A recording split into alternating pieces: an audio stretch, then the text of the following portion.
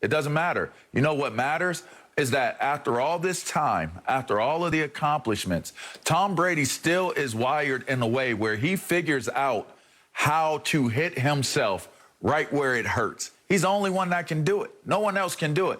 So all those years ago, when a LeVar Arrington goes #2 in the draft and Tom Brady's like, how does he go #2 in the draft? I'm still here. We get to another round. This guy goes, how's he come off the board? You're going to take that bleep over me? Okay. All these years later, after being that guy in the NFL draft, he is still finding a way to have a problem with what somebody has done to him. To me, I love his mentality. If you're a player, you love that mentality. In fact, it's infectious. I'm going to pick up on that mentality. That's the thing about it. Tom Brady can be Tom Brady by himself, and that's going to be a really, really good thing. But when you're Tom Brady and that becomes infectious to other guys, and now they have a chip on their shoulder like, wait, somebody overlooked me the same way. Wait, I could have did more here. I thought that if I did this, but it was really if I did that. It's the clarity that Tom Brady provides to guys that he's around that is why he has the impact on people that he does. I love guys like that. I love coaches like that. One thing about going into the weight room, I love weight coaches that are like that. I don't want to see a weight coach that weighs 500 pounds telling me to do the right form and how to run and how to lift. I don't want to see it. Don't get in my ear with that. You do to draw up what you draw up. Let me go. Give me another guy. All right. When you see a guy that goes through it with you, he'll do the lifts with you, he'll do the weight with you, can be actually stronger than what you are, you respect it differently. Tom Brady's leadership hits differently, and that's why him throwing his helmet down isn't a tantrum. Him kicking the ball isn't him being disrespectful or being a diva. He's setting a tone like we're going to be some bad MFers, and we're going to be bad MFers together, not me being a bad MFer by myself. I think it's dope, and they definitely have the right mindset going into this season I like to repeat. The subtle flex, LeVar, about how you were the #2 overall pick. I had forgotten that, Chris. I don't know if you had as well. But it's forgettable, yeah. You know? It's forgettable. I had not forgotten that. I appreciate that. That was the LeVar Arrington draft. Indeed. It definitely was. But look, I know, you know, we went at it yesterday, LeVar, and we will go at it later, I'm sure. But I'm in lockstep with you right now. Tom Brady, remember, he began dropping these hints about next season shortly after they won the Super Bowl. You remember, you start seeing posts of him working out, and he was sending the subtle messages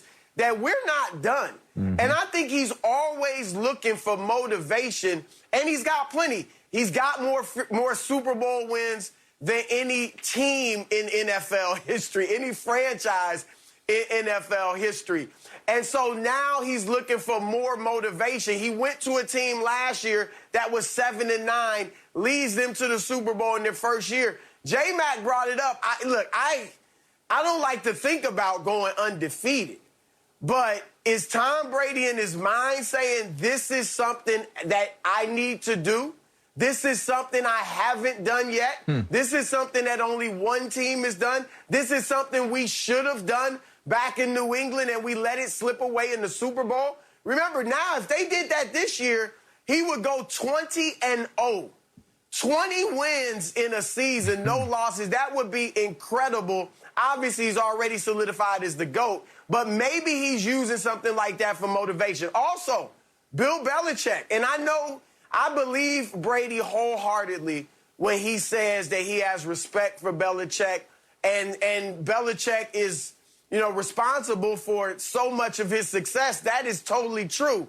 But don't you think Brady wants to be known as the guy that was the driving force of that dynasty in New England? There's always the talk. Was it Belichick? Was it Brady? Right now, Brady's is looking like it was Brady off what happened last year. If he goes out this year and wins another Super Bowl, there will be absolutely no doubt. So I think that's driving him as well. And like you said, LeVar, it feeds over into the other players. Look, I expect a big season from Antonio Brown. I agree. I really am. I mean, last year he comes in halfway through, right after the suspension, and plays well, really was played well in the playoffs.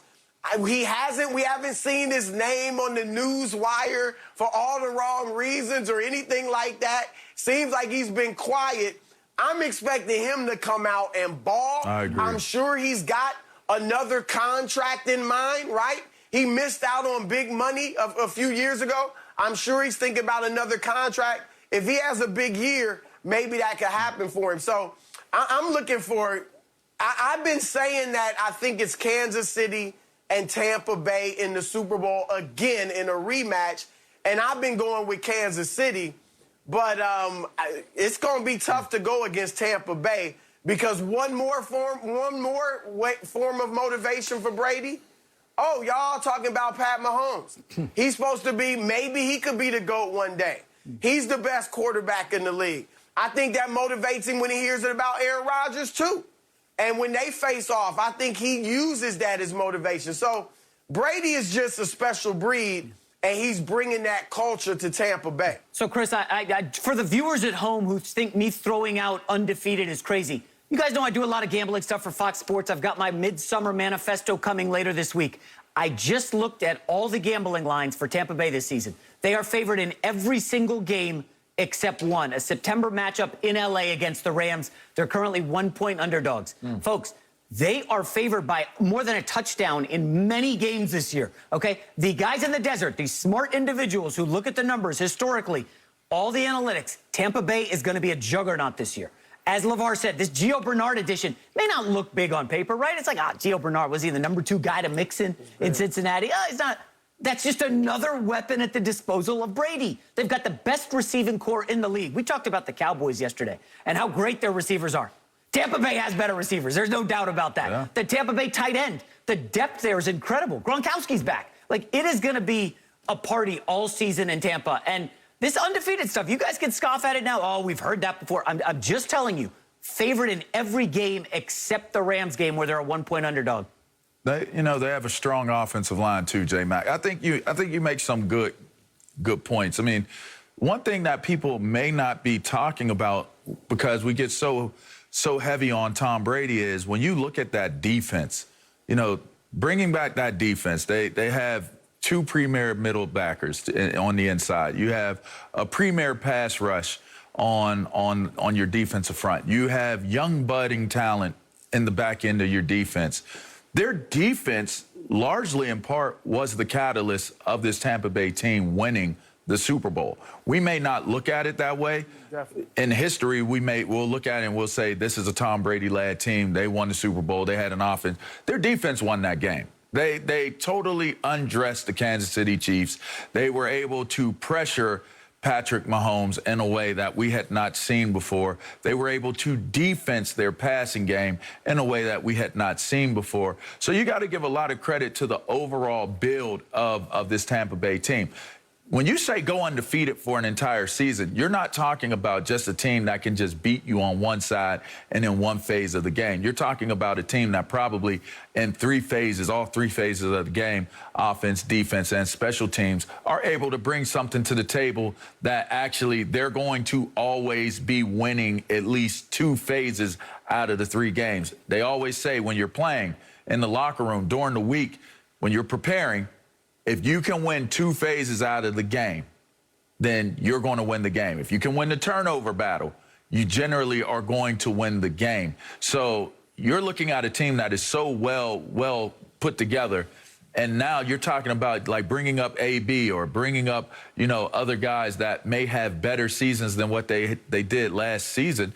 It is the familiarity of one another, but it is also the embracing of the success. Right? They have now all graced the throne of NFL football. So now where do you go from there? How do you challenge yourself more from there? They've already given us indication that they're all in because they're all back. They didn't choose to go to a greener pasture, get a bigger contract. Right. They all chose to come back. That's a pretty scary thing to think that all that talent that they put together in Tampa all came back, which says no egos.